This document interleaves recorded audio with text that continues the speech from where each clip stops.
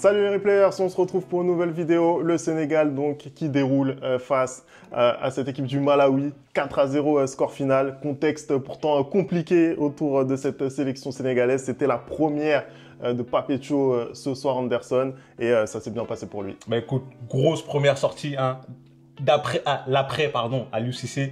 Il fallait prouver, il fallait rassurer, et je pense qu'ils l'ont fait ce soir, Fémi. Je pense que le match qu'ils ont livré rassure la plupart du peuple sénégalais qui était vraiment inquiet quant à la direction de cette équipe nationale. Et ce soir, je pense que le cap est fixé. Voilà.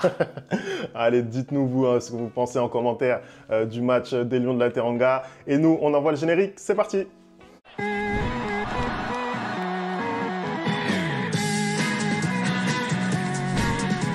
Allez, Anderson, on commence ce débrief. Putain, j'allais dire les Ivoiriens. C'est le maillot, ça? Non, c'est pas. On a fait le débrief de la Côte d'Ivoire tout à l'heure. Déjà qu'ils sont, la tête, là, leur cerveau, là, déjà, c'est déjà trop monté. En plus, toi, tu veux leur donner encore du gaz. Non. Faut dégonfler la tête un peu. Enlève-moi ce maillot, Non, on parle du Sénégal. Je peux pas me changer entre deux vidéos. On parle du Sénégal, on parle des Lions de la Teranga. Les faux Lions. Je rigole, mes amis sénégalais, je rigole. Vous êtes aussi des lions, mais un peu moins vrais lions. Les Lions de la Teranga, donc, qui l'emportent assez facilement, faut bien le dire. Ils ont littéralement étouffé cette équipe du Malawi. C'est simple, pour moi, ils n'ont pas existé du tout. Ils leur ont rien laissé du tout. Bah voilà. Écoute, Fémi, je suis désolé. Je pense que si on va regarder les sites de la rencontre et on regarde, tu sais, maintenant, les nouvelles stats, les moments forts de la rencontre. Vous savez quoi, je vais vous montrer. Regardez. Il n'y a que le Sénégal. Il n'y a que le Sénégal dans le momentum. C'est incroyable. Non, mais ils ont écrasé totalement cette rencontre-là. Et en plus, ils ont eu la bonne idée. Comment dire, le Malawi a eu la mauvaise idée très rapidement de faire cette faute, mais abjecte sur Sadio Mané. Je ne comprends pas comment tu peux être gardien et tu sors comme ça. Et puis, à un moment donné, il est surpris d'avoir un carton rouge. Mais soyons sérieux. mais soyons sérieux. Toi, tu sors comme ça, tu fais la faute comme ça, tu crois qu'il va y avoir quoi en fait? Non, après, bon déjà, la sortie, on a commenté ici le match de l'Algérie. Et effectivement, pour moi, la faute qui avait été faite dans ce match-là, elle était beaucoup plus répréhensible que celle qu'on a vue ce soir. Après, ça vaut quand même rouge, on va pas se mentir. C'est un rouge. Et en fait, ce qui fait un petit peu l'hésitation, c'est que c'est vrai que Sadio Mané va un petit peu vers le gardien. Après, pour moi, c'est quand même rouge. Après, il est en position de dernier défenseur et il annule clairement une action de but. C'est ça. Et en plus, c'est Sadio Mané qui touche en premier le ballon. Donc, il n'y a pas grand-chose à dire. Mais voilà, sur ce premier quart d'heure, en tout cas, avant l'expulsion, le Sénégal quand même avait largement déroulé. Pareil, aucune incursion côté Malawi pour moi. Donc, c'était une forme de logique que l'expulsion arrive à ce moment-là. Derrière, voilà, ils ont continué à faire ce qu'ils avaient à faire.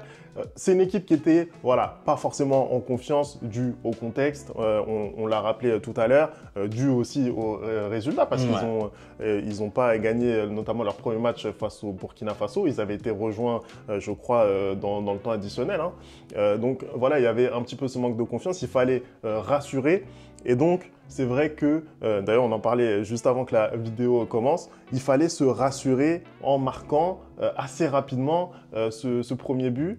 Et c'est vrai qu'il a un petit peu tardé à arriver en moi, c'est ça le souci en fait. C'est-à-dire que, certes, on voit bien qu'ils ont totalement dominé, que le Sénégal a totalement dominé la rencontre, mais moi, ça ne me satisfait pas en fait. Quand tu es le Sénégal, et que très vite dans le match, tu te retrouves à 10 contre 11 et que tu as besoin de rassurer ton public et que tu as besoin de rassurer par ton football et que tu tardes aussi longtemps à mettre un but et surtout que ton but, magnifique but d'ailleurs de la part de Pape Gueye vraiment, mais il vient d'une frappe à distance, tu vois.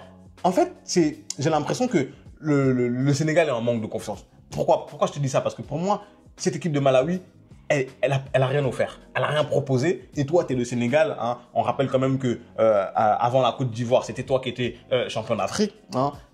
Et tu n'es pas efficace dans les actions que tu te procures. Tu n'es pas létal en fait. Et même, tu mets ton premier but à la 35e minute, ton deuxième but, il arrive à la 68e minute sur une erreur du Malawi. Tu vois ce que je veux dire? C'est-à-dire que le gardien Malawi ce soir, celui qui est rentré, il est pas fort. Non, moi je vais dire les termes, il est pas fort du tout. Quand tu vois le but de Nicolas Jackson, le ballon passe en dessous. Quand tu vois le troisième but de Boulaye Dia, il fait une sortie catastrophique. Donc ça veut dire que tu avais vraiment les moyens de l'inquiéter beaucoup plus. Mais tu as tardé. Mais après, ça c'est symptomatique d'une équipe qui est en manque de confiance pour moi. Mais dans le jeu, je retrouve quand même, comment dire, des certitudes maintenant. Et d'ailleurs, quand tu regardes la première formation qu'il a mis Pape ce soir, c'est un 4-2-3-1. Hein. Je pense qu'on en a enfin fini avec le 3-5-2 de la l'UCC. Hein. Je pense que voilà, les supporters, ils en avaient marre. Là, on veut se rassurer. Donc, on met 4 défenseurs, hein, avec 2 défenseurs centraux et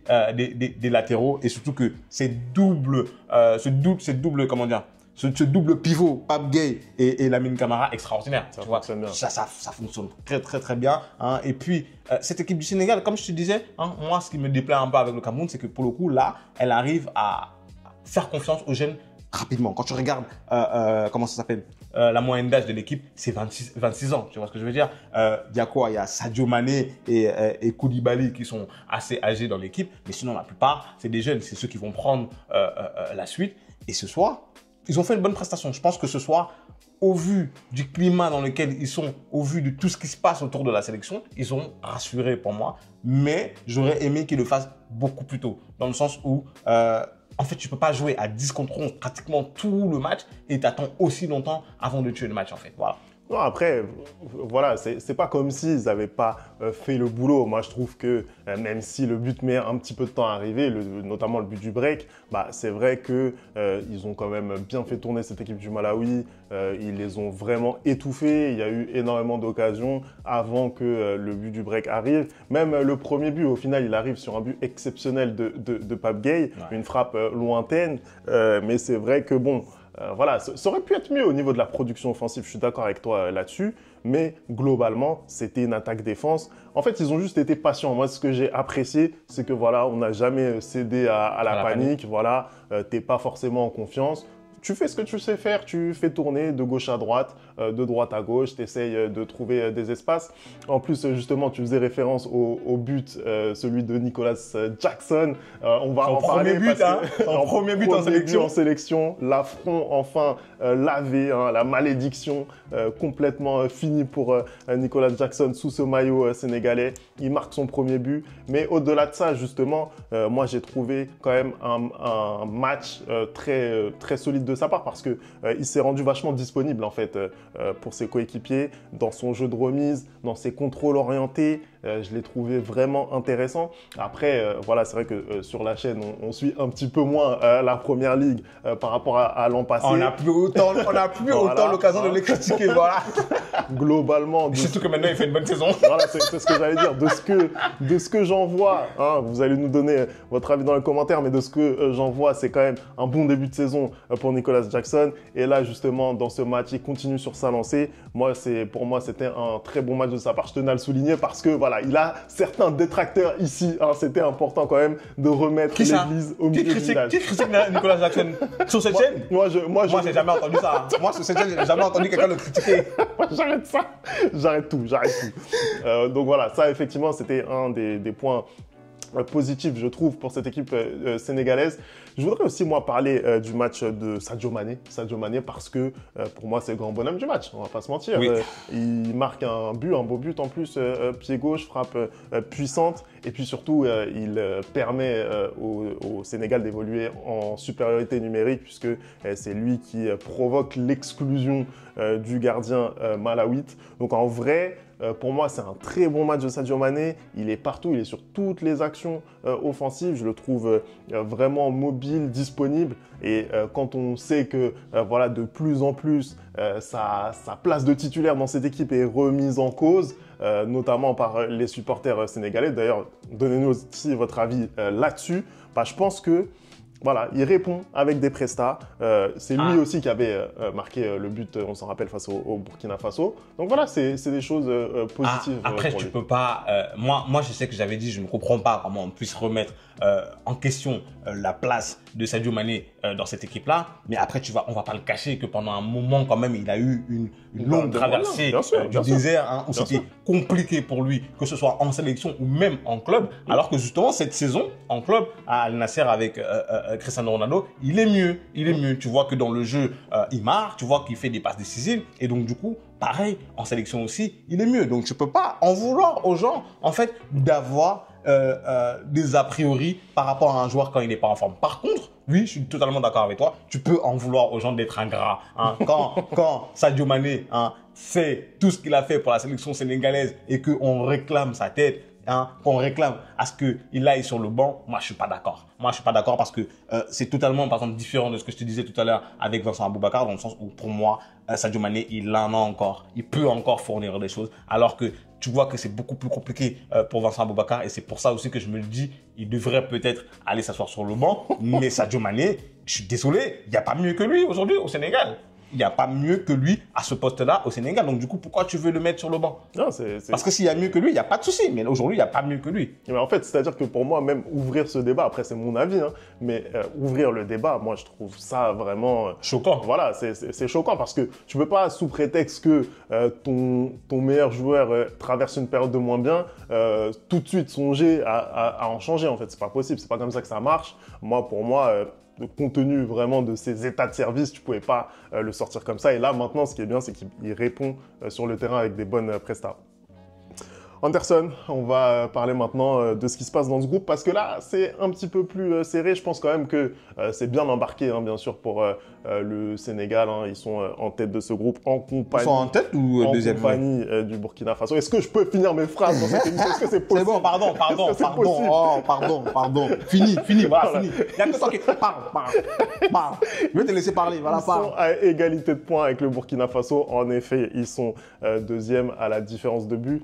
Mais c'est quand même bien embarqué puisqu'ils ont maintenant 4 points d'avance sur le Burundi. Anderson. Bah écoute, ils ont juste encore une fois de plus à refaire le même boulot dans cette double confrontation avec le Malawi pour être dans un siège confortable. Pareil, après, je ne sais pas, le Burkina Faso a gagné aussi, il me semble. Donc après, Burkina Faso, Burundi, on ne sait pas ce qui va se passer. Mais là, aujourd'hui, on n'est pas dans les... Il faut absolument finir premier. Non, il faut juste te qualifier. Donc pour moi, il faut juste qu'ils aillent faire le taf au Malawi. Je ne sais pas si le match va se jouer au Malawi ou pas.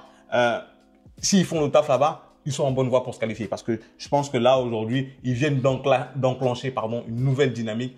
Il y a un nouvel entraîneur qui est là. Je ne sais pas pour combien de temps il va être là parce que j'ai appris qu'apparemment, Habib Beye aurait refusé la sélection. Je ne sais pas combien de temps il va être là. Parce que je ne comprends pas. Habib, vraiment, je ne comprends pas parce que tu réclamais des challenges et là, tu fuis. Mais bon, de toute façon, pour moi, tu n'étais même pas mon premier choix déjà de base. C'était pour lui que tu étais le premier choix. Mais bon, là, je pense qu'ils sont dans une nouvelle dynamique et je pense que ça va aller mieux pour eux. Et je pense que contre le Burundi et contre le Burkina Faso, ils feront des meilleures prestations que les matchs allés. Écoute, on va s'arrêter là. Je pense qu'on a fait le tour. On a tout dit. Merci d'avoir regardé cette vidéo. On n'oublie pas les bonnes habitudes, le replay foot. Donnez-nous votre avis sur le match des Lions de la Teranga. Et nous, on se retrouve très vite pour une nouvelle vidéo. Ciao.